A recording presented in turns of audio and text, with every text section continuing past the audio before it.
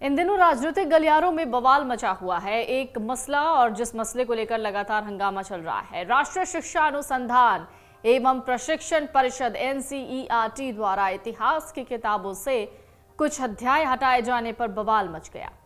एक बयान आया निर्दलीय राज्यसभा सांसद कपिल सिब्बल का। उन्होंने कहा कि आधुनिक भारत का इतिहास 2014 से शुरू होना चाहिए। उन्होंने एक ट्वीट में लिखा, एनसीईआरटी पाठ्य पुस्तक प्रभावित हुए। नंबर 1 हिंदू मुस्लिम एकता की गांधी की तलाश, नंबर 2 आरएसएस पर प्रतिबंध, नंबर 3 गुजरात दंगों से जुड़े सारे संदर्भ, नंबर 4 समसामयिक भारत के विरोध जो सामाजिक आंदोलन बन गए।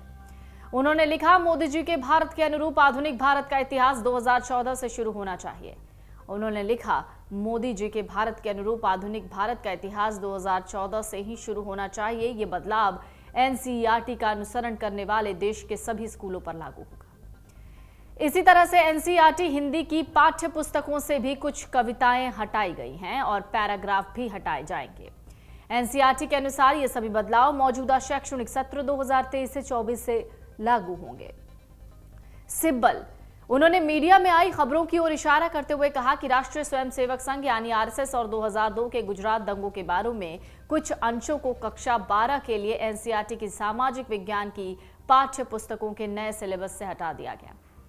उन्होंने कहा कि एनसीईआरटी की किताबों से गांधी की हिंदू मुस्लिम एकता की खोज, आरएसएस पर प्रतिबंध, गुजरात दंगों से जुड़ी बातें, आंदोलनों में बदले हुए विरोध प्रदर्शन से ये सब कुछ हटा दिया गया।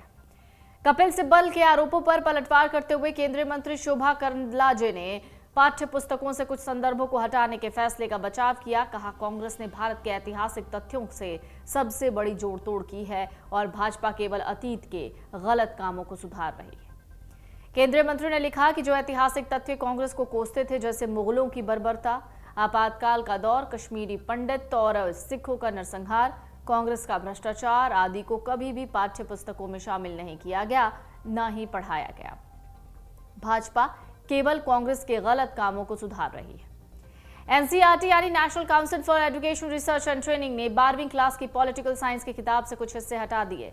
इसको लेकर विवाद चल रहा है। हटाए गए विषयों के बारे में बात करें तो वो है महात्मा गांधी की हत्या के बाद देश की सांप्रदायिक स्थिति पर असर, गांधी की हिंदू मुस्लिम एकता की अवधारणा ने हिंदू कट्टरपंथियों को उकसाया, गांधी की हत्या के बाद राष्ट्रीय स्वयंसेवक संघ आरएसएस पर प्रतिबंध, गांधी की हत्या का वर्णन करने वाले पैराग्राफ में लिखा है, आखिरकार 30 जनवरी 1948 को ऐसे ही एक उग्रवादी नाथूराम विनायक गोडसे दिल्ली में गांधी जी की शाम की प्रार्थना के दौरान उनके पास गए और उन पर 3 गोलियां चला दी, जिससे उनकी तुरंत मौत हो गई। गांधी की हत्या का वर्णन करते हुए एनसीईआरटी ने अपनी कक्षा 12वीं की इतिहास की पाठ्य पुस्तक theme in India history part 3 शीर्षक से गोडसे के संदर्भ में ब्राह्मण शब्द को हटा दिया। इसने उस वाक्य को भी हटा दिया है जिसमें गोडसे को एक चरमपंथी हिंदू समाचार पत्र का संपादक कहा गया।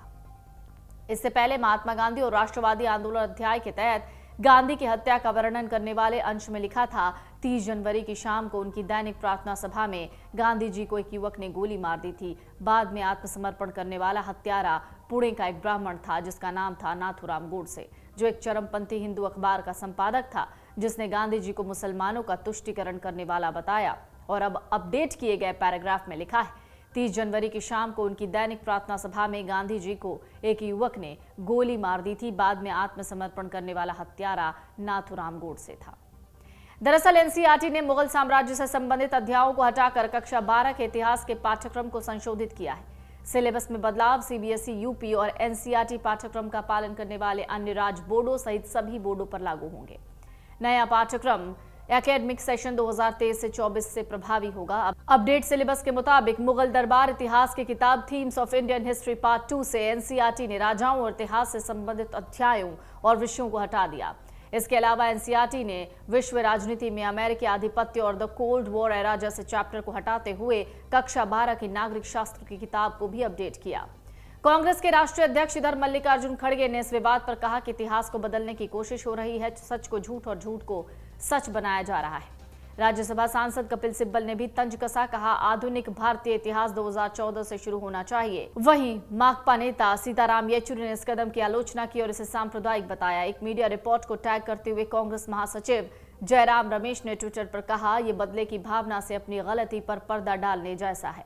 उन्होंने मुगलों और दलित लेखकों से संबंधित अध्यायों को भी पाठ्य पुस्तकों से हटाने का दावा करने वाली एक बाकी रिपोर्ट को भी टैग किया। इसे लेकर कांग्रेस नेता ने कहा, यह सत्तारूढ़ शासन की सच्ची मानसिकता को दिखाता है। आखिरकार आरएसएस ने न केवल गांधी पर हमला किया बल्कि डॉक्टर अंबेडकर पर भी कड़ा विरोध किया था।